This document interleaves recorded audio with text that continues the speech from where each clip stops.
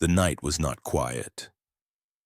The sea howled like a wounded creature, and the small boat trembled beneath the weight of invisible forces. The disciples clung to its edges, faces pale under flashes of lightning. Jesus, however, slept, not the sleep of exhaustion, but of mastery of the calm center within chaos. When the storm rose to its fiercest cry, they shook him awake, shouting, "Teacher, do you not care that we perish?" He opened his eyes, and the wind seemed to hesitate. He stood and spoke not to men, but to the storm itself. "Peace, be still." And the sea obeyed. That was not merely a miracle, it was a revelation. The wind and waves did not submit to authority, but to alignment. Jesus was not commanding nature from outside it. He was remembering his unity with it. What he stilled on the waters, he first silenced within himself. When the storm quieted, the boat drifted toward the strange land of the Gadarenes, a realm that felt heavy with something unseen. The disciples whispered of darkness there, of caves filled with cries at night. Yet Jesus did not turn away. He was drawn toward what others avoided, for the light does not fear the shadows. It goes there to remind them what they are. As he stepped onto the shore, the ground itself seemed to recoil. From the tombs emerged a man, naked, scarred, chains broken, eyes wild with torment. He ran toward Jesus, not with rage, but with recognition. The disciples saw madness. Jesus saw a soul still remembering heaven through the noise of hell. The man fell at his feet and cried out, "What have you to do with me, Jesus, Son of the Most High God?" It was not the man who spoke, but the voices that had made a home within him, legions of them. They were ancient echoes of separation, fragmented thoughts that forgot they once belonged to light. Jesus did not argue with them. He simply asked, "What is your name?" It was not a question of curiosity, but revelation, for to name something is to reveal its nature. "My name is Legion," they replied, "for we are many." Even demons confess truth before presence. They knew he was the Son of the One who had never forgotten, and they begged not for mercy but for permission. "Send us into the swine," they pleaded, "that we may enter them." Why did they beg for pigs? What was it about those creatures that seemed an escape? Here lies the hidden mystery few ever see. Evil seeks embodiment because it cannot exist without form. Without a host, it withers. The unclean spirit longs for movement, for sensation, for the illusion of life. The pigs were not victims. They were symbols and images of what happens when consciousness descends fully into instinct. When Jesus gave permission, the spirits fled into the herd, and at once the animals charged down the steep bank and drowned in the sea. It was not punishment, it was revelation. The water, the same element he had silenced hours before, now became the purifier once again. What began as a storm outside became a baptism of truth within creation. The people of the town came running. They saw the man who once screamed among tombs now sitting clothed and calm at Jesus' feet. But instead of rejoicing, they begged him to leave. They feared what he revealed, that darkness had never been outside them, but inside, waiting to be remembered and released. Every miracle carries a mirror. The deliverance of one man exposed the possession of a whole city, the possession of fear, and fear always drives the divine away. Yet even as he stepped back into the boat, Jesus turned to the healed man and said, "Go home to your friends and tell them what great things the Lord has done for you." It was not a command of speech, but of embodiment. He was to become the sermon. His peace would preach louder than his words ever could, and so it began not merely the story of one man's deliverance, but a reflection of the human soul's own journey from fragmentation to remembrance. The storm, the shore, the tombs, the pigs, all are metaphors of the inner world. When Christ awakens within, the storms obey, the demons depart, and the forgotten harmony of creation returns. The disciples watched as the waves carried them away once more. The man stood upon the shore, small against the horizon, yet infinite in his stillness. The pigs were gone, but peace remained. It is easy to speak of power, harder to live as its vessel. The world saw a miracle that day, but what Jesus showed was mastery over the invisible. He did not defeat darkness. He remembered light. So the question is not why the demons beg to enter the pigs, but why humanity keeps begging to enter distractions, to flee from awareness into noise. Every age repeats the story, and every soul must face its own storm and tomb. If you've ever felt trapped by thoughts you can't silence, know this. They fear your awakening more than you fear them. For the moment you remember who you are, they lose the only home they've ever had. And perhaps that is the message of this first mystery. When you stop running from your storm, you will realize Christ has been sleeping within your boat all along. If this reflection spoke to your spirit, share your thoughts in the comments. I read each one. And if the mystery moves you, give this video a like. It helps this message reach others who are still seeking calm after the storm. When the man from the tomb screamed, the world heard madness. But heaven heard a memory. Every cry of torment is a distortion of a once pure song, a soul still echoing with fragments of its forgotten origin. What the villagers saw as possession, Jesus saw as separation, a consciousness torn between remembering and resisting the light. He stood before the man not as a stranger, but as a mirror. His silence said what words could not: "You are not what inhabits you." The legion within trembled. They recognized something ancient in his presence, a vibration untouched by fear. When they said, "Do not torment us," it was not his power they dreaded, but his remembrance. For remembrance dissolves illusion. Demons feed not on evil, but on forgetfulness. Their strength lies in the unawakened parts of us, the shadows that do not yet know they are still made of light. Jesus did not shout incantations. He did not perform theatrics. He simply stood, radiant with stillness, and the falsehood began to unravel. For where truth is present, lies cannot remain. It was written, "The light shines in the darkness, and the darkness comprehended it not. Not because darkness is powerful, but because it has forgotten its own source." The man's chains had never truly been iron. They were thought. The tombs he wandered were not graves, but the corridors of his own mind. And when Jesus spoke, it was not to cast out, but to call back, to summon every fragment of that lost soul home to itself. That is the deeper exorcism, not of entities, but of illusions. The people watching could not see this. To them it was a battle between good and evil, but to Jesus it was a reunion between the lost and the remembering. The legion was not destroyed, it was revealed. What had called itself many was about to discover it was never separate from the one. He asked the name not for information, but transformation. In naming itself, the shadow surrendered its disguise. "We are many," they said, "but only the illusion can speak in plural. The soul speaks only as one." There is a moment, unseen but eternal, when fear looks into the eyes of love and realizes it was never fighting an enemy, only its own reflection. That was the moment the legion begged to leave, not out of rebellion, but out of exposure. The light within the man had become unbearable to them, for where there is remembrance, there can be no residence for fragmentation. And yet notice, Jesus granted them permission. He did not resist their request. Why? Because love does not imprison, it releases. Even the shadows must be allowed to fulfill their part in the greater story.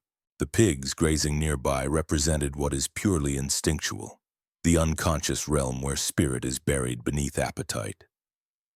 By entering them, the spirits found what they thought was safety, a return to sleep, to forgetfulness. But the awakening had already begun, and the sea awaited its cleansing. The herd rushed into the depths, driven by panic, the very same panic that grips a human heart when it begins to awaken. Awakening feels like drowning to the ego. The waters swallowed them not as punishment, but as baptism. The impurities of the collective psyche purged through the symbol of the sea returned to silence. The watchers gasped in fear, yet in that instant something holy happened. A man who once lived among tombs now sat in peace, clothed and sane. The tomb became a temple. The unclean became the vessel of testimony. It was then that another truth emerged, a truth far more uncomfortable than the demons themselves. The townspeople begged Jesus to leave. They preferred the familiarity of chains to the risk of freedom. They had built their peace upon the existence of the possessed man. As long as someone else carried the darkness, they could pretend they were clean. But Jesus shattered that illusion. His presence unveiled their hidden fear, that liberation would demand their own awakening. How often do we do the same? We exile the possessed parts of humanity, the broken, the mad, the forgotten, to keep our own shadows unexamined. We call them unclean, not realizing we are looking at the disowned fragments of ourselves. The man once called Legion stood in silence as the villagers turned away from the light. But Jesus did not condemn them. He understood remembrance can terrify those still attached to sleep. So he stepped back into the boat, leaving behind not absence, but invitation. The healed man, now whole, would become the voice of what they feared to hear.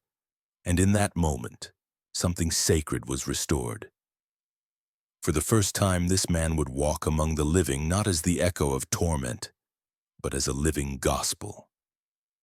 He would carry within him the unspoken truth of every healing, that what was cast out was never truly separate from what was healed. Both were pieces of the same forgotten unity, remembered again through compassion. When Jesus departed, the wind softened and the waves shimmered like glass. The man turned to the horizon, whispering the only prayer that truly matters, not words, but gratitude. His chains lay rusting behind him, but they had never been the real prison. The real prison had been forgetfulness, and the real liberation was remembrance. Even now, this story speaks through time. Every storm you calm, every fear you name, every darkness you face, you are reenacting this ancient parable. The demons that once cried through the possessed still whisper through thoughts of doubt and despair. But the voice of the Christ within remains the same. Peace, be still. And when you remember that command, not as words but as being, you will see that the same sea still obeys you. The story of Legion does not end at the shore. It echoes through every life that has ever trembled before its own shadow. The sea that swallowed the pigs is not a tale of horror, it is a mirror. For within each of us lies a sea of forgotten emotions, unhealed wounds, and voices long silenced by shame. The possessed man was simply a symbol of what humanity refuses to face, the inner storm. When Jesus crossed the waters that night, he was not merely changing location. He was descending into the collective unconscious, the realm of every hidden pain, every unspoken fear. The boat was his temple, the storm his initiation. And when he said, "Let us go to the other side," he was speaking to you too. The other side is not geography, it is consciousness. Every soul must one day cross that inner sea, and when it does, the demons rise not to destroy you, but to reveal what has long been buried. These are not entities of chaos, but memories of separation. They cry because they fear dissolution. They cling because they mistake awakening for death. But Jesus understood their language to be the frequency of fragmented light. He met them without judgment, and in his stillness they remembered. This is the hidden message. The true exorcism happens through recognition, not rejection. You do not defeat your demons by fighting them. You free them by seeing them. Every fear is simply love that forgot its name. And yet there is something deeper. The ancient mystics taught that demons are not merely fallen beings, but dislocated energies, divine sparks lost in distortion. When Jesus healed, he was not conquering evil. He was harmonizing imbalance. That is why the gospel says he restored him to his right mind. Restoration, not annihilation, is the way of divine light. The man's restoration was a revelation for all who could see. The tombs were no longer his dwelling. They became the doorway of remembrance. And that same doorway stands before you. Every shadow you've buried, every emotion you've suppressed is calling for the same thing: integration. You are not at war with yourself, you are in the process of reunion. There comes a moment in every seeker's path when the storm no longer frightens them. Instead, it becomes their teacher. The abyss, once feared, becomes a mirror. And when you gaze into it long enough, you realize that what stares back is not darkness, but potential unlit. This is the wisdom of the Christ consciousness, to look at the chaos and call it creation waiting to be born. The world teaches you to suppress, to control, to hide what feels unholy. But the path of Jesus reveals something radical: redemption through awareness. That which you bring into light cannot bind you. Every demon you face loses its power the moment you stop calling it enemy. That is why the possessed man found peace not after expulsion, but after an encounter. The light did not erase the dark. It reabsorbed it. And that is what true awakening feels like: not war, but reconciliation. As you hear this, perhaps something within you stirs: a recognition, a memory, a pull toward the light that Jesus carried. That stirring is sacred. It is the same energy that made the legion tremble and fall silent. It is the awakening of the Christ within you, calling you to remember who you are beneath the noise. But awakening asks for courage. It asks you to go beyond the edges of your own understanding, to sit beside the tombs of your pain and say, "Show me what I need to see." You see, the serpent in Eden, the demons in Gerasenes, the storm upon the sea are all part of the same mystery. Every story, every symbol points back to this truth: light cannot know itself without shadow. There is no resurrection without descent. When Jesus stepped onto that shore, he did not fear the darkness. He walked into it because he knew only through facing what is unloved can love become whole. And so can you. Because this story was never just about one man. It is about humanity remembering its own divinity. The voice that cried, "What have we to do with you, Son of the Most High?" was the same voice that whispers within you when you resist change. It is the sound of awakening in progress. Every exorcism is a metaphor for evolution. Every casting out is a calling in. The man once chained among tombs became the first evangelist of remembrance, not preaching fear, but peace. His message still echoes through the ages. The same force that torments can be transformed into the power that heals.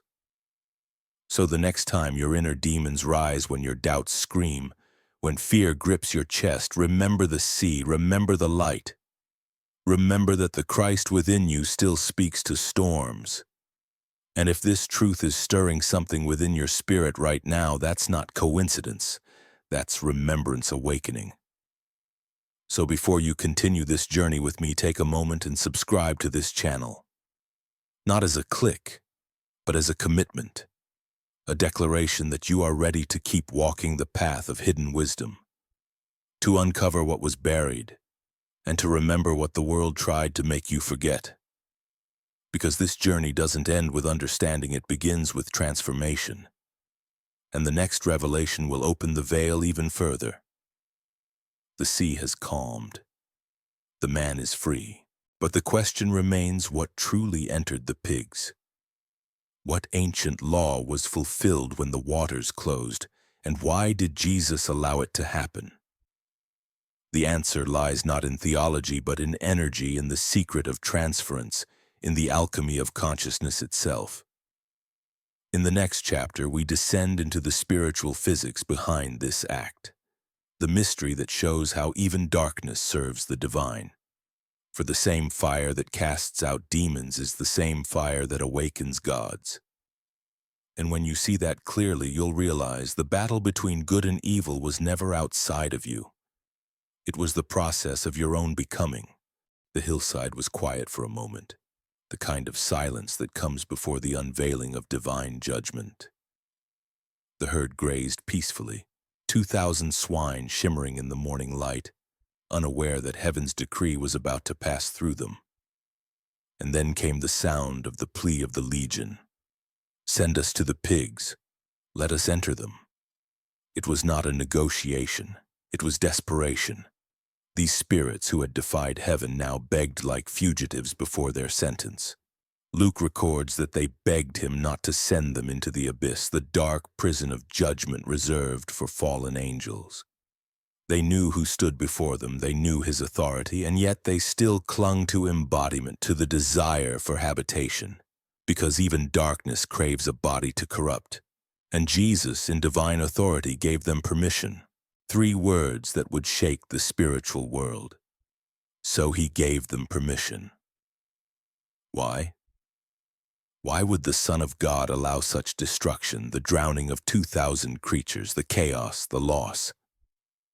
The answer reveals one of the most profound laws of deliverance, that freedom must be made visible, judgment must be made public, and truth must confront systems that profit from disobedience. When those pigs rushed down the steep slope and plunged into the sea, it was not a random tragedy. It was a revelation. For years, this man's torment had been hidden in visible chains, unseen agony, the silent screams of a soul enslaved. The people saw madness, but not its cause. They feared his strength, but not the spirits that drove it. When the swine perished, the invisible became visible. Every watching eye saw what had been bound within him. The magnitude of his torment had a physical manifestation. The unseen evil was exposed before all. That is the first law of deliverance. What is hidden must be revealed before it can be healed. Jesus never performs shallow miracles. Every act he does carries layers: human, moral, spiritual, cosmic. The man was freed, but the land also had to be cleansed. This wasn't just a deliverance of a person, it was the purification of a territory. For that region had built its prosperity on what God had forbidden. Leviticus had declared, "And the pig, though it has a divided hoof, does not chew the cud, it is unclean to you." Yet here stood an entire economy thriving on unclean beasts, feeding the Gentile markets, flourishing in rebellion against divine instruction. The herdsmen, the traders, the city all profited from impurity. The pigs represented more than animals. They symbolized a system that placed gain above obedience. And so when Jesus permitted their destruction, he wasn't simply responding to demons, he was judging a culture. The drowning of the pigs was not cruelty, it was a correction. It was heaven's way of declaring, no profit, no comfort, no economy built on rebellion will stand in the presence of the Son of God. That is the second law of deliverance. What resists divine order will be overthrown when the kingdom draws near. But there was a third mystery within this event, one that unveils the mercy hidden even in judgment. Notice, the demons begged to be sent into pigs, not into people, and Jesus granted it. He could have cast them straight into the abyss, into eternal confinement. But he allowed them for a moment to enter unclean creatures because even in his wrath, mercy lingers. He gave them space, not because they deserved it, but because divine justice never acts impulsively. Judgment comes in measured perfection, never in rage. This is why Scripture says his mercy triumphs over judgment. Even when he casts down evil, he does so with restraint enough to expose, enough to cleanse, enough to redeem. The sight was horrifying. The pigs screamed as they rushed toward the cliff, plunging into the waters below. The sea, that ancient symbol of chaos and death, received them. It was as if the demonic returned to its own element. What had emerged from the abyss was sent back into it. And standing there above the roaring waters was the man trembling free, whole. one life restored at the cost of 2,000 creatures. Heaven's math does not match the world's, for God measures worth not by number but by the eternal value of a soul. Jesus looked not at what was lost but at what was regained, a child of God restored to his right mind. One human heart redeemed outweighed an entire herd, an entire system, an entire economy. For what shall it profit a man if he gains the whole world and loses his own soul? That moment, that violent collapse of flesh and spirit revealed a divine hierarchy of worth. A single soul is worth more than the wealth of nations. And yet the people did not rejoice. Instead of awe, there was fear. Instead of worship, rejection. They saw the man clothed and sane and begged Jesus to leave. Why? Because his presence disrupted their comfort. His power confronted their priorities. When the pigs drowned, their livelihood drowned with them. They could accept madness in a man but not loss in their pocket. This is the tragedy of the Gerasenes. They preferred the familiar demons of profit over the unsettling presence of holiness. Even now, this story repeats itself. People still send Jesus away when he starts touching what they've built on compromise. Deliverance exposes not only darkness in others, but darkness in us. When his light shines, it demands that everything unclean, even what looks successful, must die. So the pigs fell, but the man rose. Evil collapsed, but freedom stood. The economy of rebellion was washed away, and in its place stood a living testimony of one man redeemed, ready to speak of mercy. The scene ends not with chaos, but calm, the same calm that once stilled the storm at sea. For wherever Jesus reigns, peace follows judgment. Light follows exposure, and what was once unclean becomes a place of proclamation. This is the hidden law of deliverance. What is destroyed in obedience to Christ becomes the foundation for freedom. The pigs had to die so the man could live, and through his life, an entire region would one day hear the gospel. When the dust settled and the sound of rushing water faded, a stillness covered the land. The crowd stood in uneasy silence, staring at the edge of the cliff where thousands of bodies floated, a sea of loss reflecting heaven's mirror. Yet amid the death, one figure stood alive. He was no longer wild or wounded. The chains had fallen, and his eyes, once tormented, now reflected peace deeper than the waters below. He sat at the feet of Jesus, clothed and restored, not merely healed, but reborn. The people watched in awe, unable to comprehend that the man they had feared had become the very image of freedom. Where once there had been madness, there was now clarity. Where once there was violence, there was now quiet strength. The man's silence said what no sermon could, that the presence of Jesus transforms chaos into order and torment into testimony. But as they stared, fear began to rise. The herdsmen ran to the city, spreading the news not of the miracle but of the loss. "The pigs are gone," they cried. "Our herds were destroyed." And soon the city came to meet Jesus, not with worship but with warning. The miracle they witnessed was too costly. Their comfort had been touched, their trade shaken, their balance overturned. And so they begged him to leave. This was one of the saddest sentences ever written in Scripture. And they began to plead with him to depart from their region. They saw divine power face to face and chose economy over eternity. But what they rejected, the healed man embraced. As Jesus turned to go, the man followed, falling to his knees. "Lord, let me come with you," he pleaded. Every fiber of his being wanted to stay near the one who had freed him. Yet Jesus looked upon him with a different calling, not to follow physically, but to become a living witness. "Go home to your friends," Jesus said, "and tell them how much the Lord has done for you and how he has had mercy on you." It was not a dismissal. It was an anointing.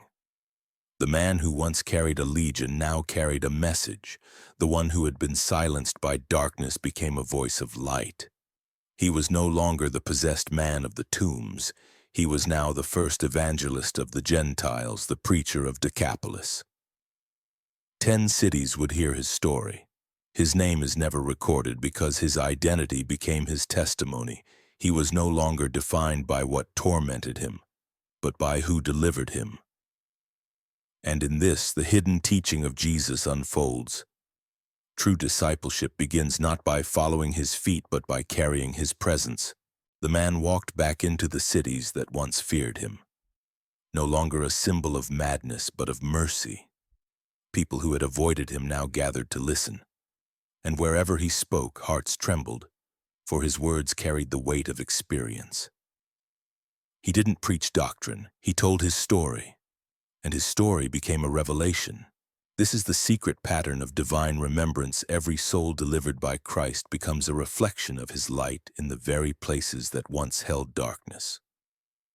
Freedom is not escape. It is returning to the place of bondage as a bearer of light.